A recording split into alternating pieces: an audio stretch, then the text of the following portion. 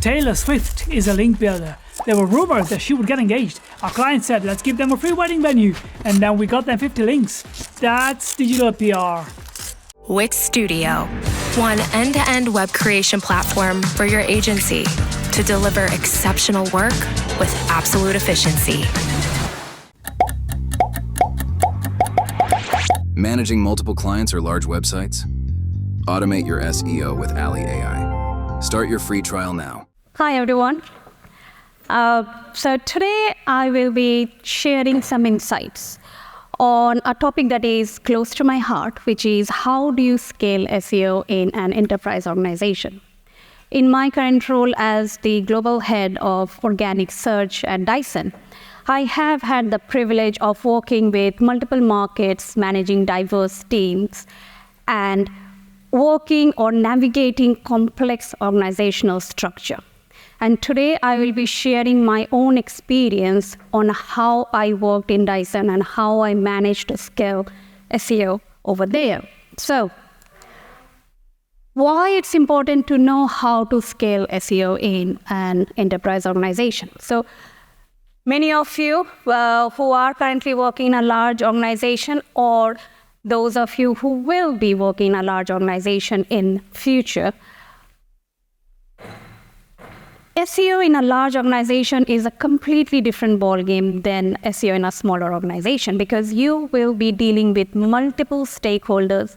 You will have a very complex technical infrastructure, and also you need to know how to navigate this complex organizational structure as well.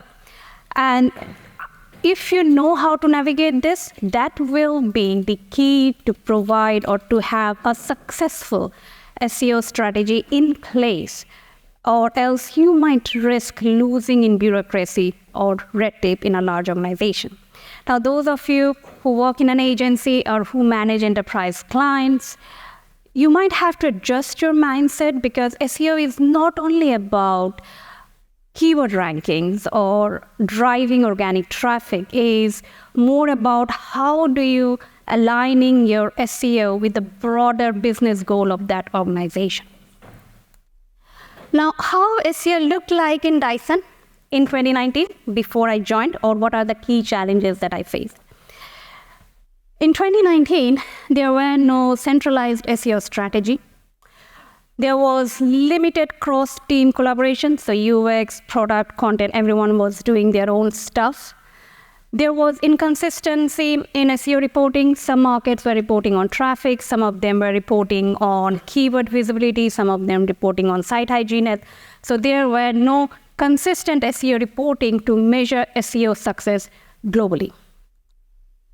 There was a widespread lack of SEO knowledge, and there was an over-reliance on paid media channels to drive growth, which is not the best way to have a sustainable growth strategy.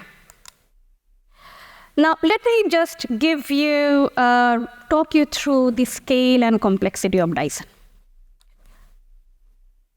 Dyson operates in more than 40 markets globally, and each of these 40 markets, they have got their own local websites, and each of these websites are managed by their local marketing teams. So Dyson is a very decentralized company.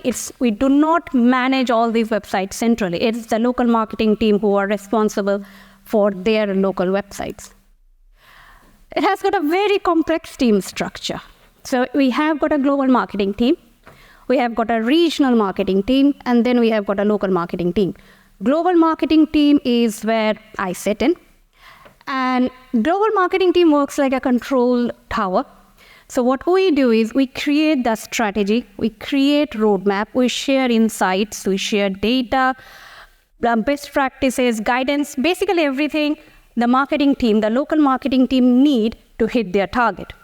And the regional marketing team, which is the COEs, they take all this global insights, data, strategy, and they adapt it for their own region and provide whatever support the local marketing team need in order to implement those strategy and best practice guidelines. Now, local marketing team are ultimately responsible for the implementation, and they are responsible for the P&L of that website. Dyson, these 40 different websites are based on 3 different CMS platforms. Some of our websites are on Sitecore, some of them are on Magento, some of them are on AIM platforms. We have got multiple stakeholders. We have got UX, product, PR, we have got content, category teams, COEs, local markets, social media team.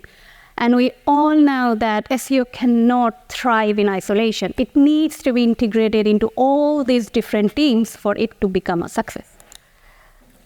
Now, before I go into how I managed to scale SEO at Dyson, let me just tell you how I secured C-suite buy-ins for my SEO investment, because let's be honest, without the proper investment, there won't be any significant SEO impact that we can do in our large organization.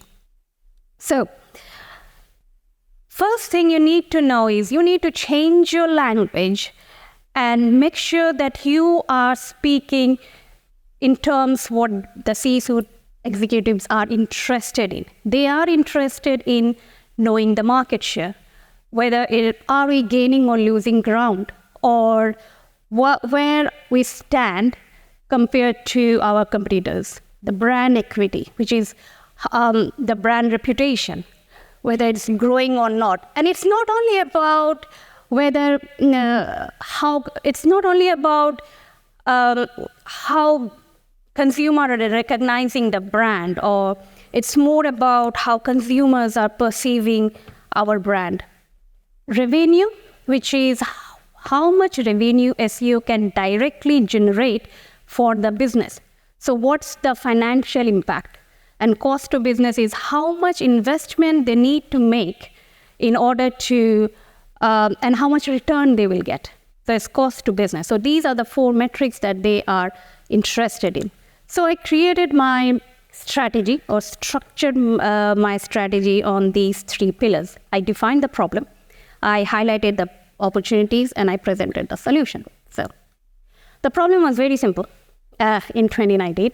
There were 100 different problems, but I focused on the problem that was very evident, but the higher senior stakeholders, they were not aware of. So the problem was 95% of Dyson organic traffic was coming from brand search terms, and only 5% of these traffic are from non-brand keywords. And if you look at the non-brand search, non-brand market share, I have removed all the competitors' name. Dyson is just capturing 2% of the market share in non-brand search terms. So that's a big problem. Opportunity. So what I did is, even though Dyson operates in 40 different markets, I just picked 5 top markets. The reason being, these top 5 markets was driving more than 50% of their total traffic and revenue. So what I did is, I just showed in the blue section, it just shows what is the current traffic and revenue that Dyson is generating from non-brand keywords. So that's traffic, that's revenue. The orange section shows what's the revenue and the traffic opportunity is if we manage to move our non-brand keywords to position 3 of Google. And the green section represents what is the revenue and traffic potential if we manage to move our non-brand keyword to position 1. So it just shows the opportunity out there. The solution was simple. We needed to create a global integrated content strategy, focusing not only on Dyson website, but also organic social media as well. Number 2 was making sure every single page or every category and subcategory pages are optimized for the non-brand keyword. We need to have a robust technical SEO strategy in place and have a strategic outreach program in order to increase the authority of our local websites. So the solution was simple. There was another slide that I added, which was investment. So what I did is, the ask was simple. Invest 1% of your paid media budget into SEO. And I broken down that investment by market. So how much investment we need from each of these markets, what are the resources that we need in order to implement that SEO strategy, right? So, and once I managed to secure the buy-in, then what I did. So how I scaled SEO after I secured the buy-in. So we established a hybrid SEO team. What it means is we didn't go on and start hiring 40 different SEO specialists in each of these markets. So what we did is we worked with the marketing directors in each of these 40 markets and asked them to assign one SEO lead from their e-com team. And what they will do is they will split this SEO lead will split their time 50% doing the SEO work and then 50% doing their e-com work. And some of the those market who were big and have got budget, they did manage to hire SEO specialists like UK, Germany, France, etc. But majority of the market, they just had one SEO lead assigned who was accountable for the SEO performance of that market. And the reason we did that is if no one is accountable for the SEO performance of that particular market, it was very difficult. It would have been very difficult to implement the SEO strategy because ultimately I was not going ahead. I was not doing the implementation myself. I was relying on the market to go ahead and do the implementation, do the optimization. So that's why we made sure that every team has one person accountable for the SEO performance of that particular market. So once I created that team, I created a comprehensive SEO training program for all the key stakeholders, including the SEO leads in each of the market. It was not a one-off training program, but it was a training plan designed to upscale the SEO knowledge of the entire organization. And it was very tailor-made for each target audience. So if it was about UX, how I managed to make sure that the training program covers how UX can integrate SEO into their work stream to make SEO a success. So it was very tailored SEO program that was an ongoing training program that I created for all the key stakeholders in Dyson. Automation is one of the key things in order to scale SEO in a large organization. So we created lots of automated dashboard from search performance dashboard to keyword ranking dashboard to brand visibility, non-brand keyword ranking as well. And this is just an example of one dashboard that we created. It's called a global site hygiene dashboard. We created this dashboard using Botify.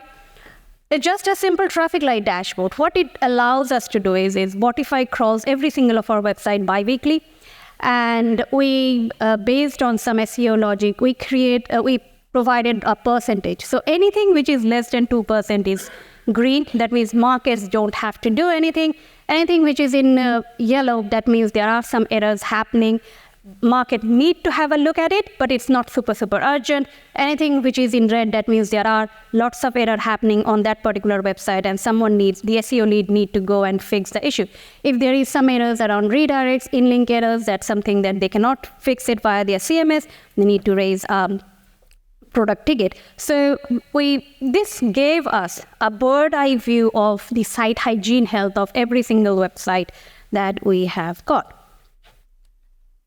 Then we built an efficient content production line. So we created a content sprint, a 6-week content sprint. So from creation to publication, it takes 6 weeks time at Dyson. So the challenges that we faced that when I started this content program, one single article was taking almost 12 to 16 weeks to get published because we were reliant on so many different teams and different people, and SEO was not their priority. They always have got some or other campaigns coming up, and SEO was always going at the bottom of their priority list. So what we did is we decided that this is not working. We have to come up with a plan that makes sure that we have got a 6 weeks content sprint and everyone's sticking to the timeline. So we assigned one project manager to make sure that everyone is hitting their timeline. So in first 3 weeks, we hired 2 SEO copywriters whose job is to just write SEO content. Their target is to create 10 pieces of articles a month, 2 weeks time to create those 10 articles, send it to the legals and claims team, get it approved in 1 week's time. If they have got any changes to make, they have to do it in 1 week's time. In 3 weeks, it goes from the global marketing team into the COE team. whose job is to create CMS template for their respective CMS in 1 week time and send it to the local marketing team, who takes that article. We use an AI translation tool called SmartCat in order to translate all these articles. We tried using our PR agency. We also tried to use translation agency, but it was super inefficient way to do it. So we decided to go for an AI translation service provider. And then there is a human person or PR team looks at the articles before we make it live, which is the timeline is 2 weeks. So 6 weeks content sprint, which is working so far so well. So how I turn resistance into opportunities. Education is key because people are, if they don't know how SEO works, they don't, and if they don't know how their actions can impact SEO, then you will face resistance and pushover. So best thing is educate your team, educate all other stakeholders who can help you drive SEO. Data-driven insights always use data to make your point, and cross-functional collaboration. When you are in a large organization, you need to spend a significant amount of time collaborating with people, making sure that they are integrating SEO into their work stream. So how SEO looks like in 2024? We now have a centralized SEO strategy. We have got an enhanced cross-team collaboration. We have got a consistent and actionable SEO reporting in place. And we have got a strong SEO knowledge within the organization, which is great. And we have got reduced reliance on paid media. So I hope you will take these insights and you will be able to implement it in your organization or with your enterprise clients. There are few things, I still have some time left. There are a few pro tips that I would like to share with you. Number one is when you are going and present your SEO strategy with a C-suite exec, right? Don't go alone. Take someone higher up, right? First, present your strategy, present your insight, present your vision to that person. Bring him on board, and then take that person when you are meeting with a C-suite exec. The reason being that person doesn't need to tell or doesn't need to say anything, but his presence will give confidence to the C-suite executive that he is on board. That means your strategy is aligned with the broader business goal. And if they have got any questions around investment, around operations, that person can help you. Number two is visibility. If you are doing a great job, make sure that you are presenting it to the senior stakeholders. Because if you are doing a good job, you need to be visible. Because if you don't get yourself visible, or if your work is not visible to that senior leadership team, there is a chance that your investment, you might not get investment, or your investment gets cut. So these are some pro tips, and I will be here. And if you guys want to talk to me or have any questions, please feel free to come and have a chat with me. Thank you. Monthly reporting making you want to shove sharp things up your nose? Try Dragon Metrics, the all-in-one SEO software with mind-blowing reporting tools.